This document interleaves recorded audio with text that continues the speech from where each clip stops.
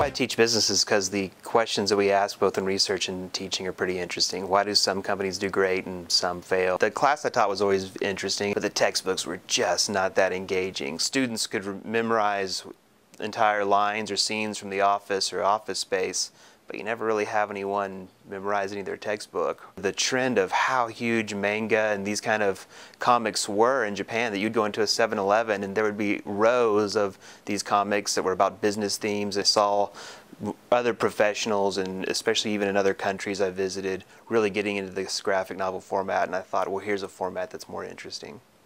Part of that's what we're trying to do in the Atlas Black series as well. There's always some character that maybe hardworking in their minds, but not that engaged in class. Kind of the same thing. You know, they're a function of some of the books and the classes, a little bit tuned out, although they might be sharp underneath, and that's what Atlas is like. And at the same time, you know, drawing on my own experiences, part of why I got my PhD and an undergrad, you know, before that, is I had a lot of jobs I thought, well, I don't want to do these forever. So he has a series of odd jobs. He has trouble paying his rent, and kind of trying to work into a certainly familiar characters a lot of students can relate to.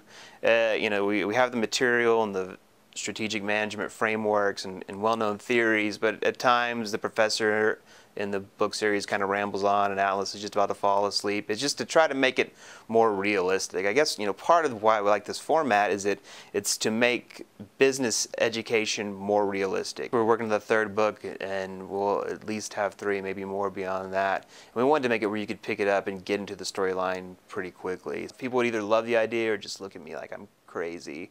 But once when they actually saw the content, even people that thought it was kind of crazy came around to it. I think there's a certain element of education that you have to tell people, okay, this is not Archie and Jughead for your 5-year-old.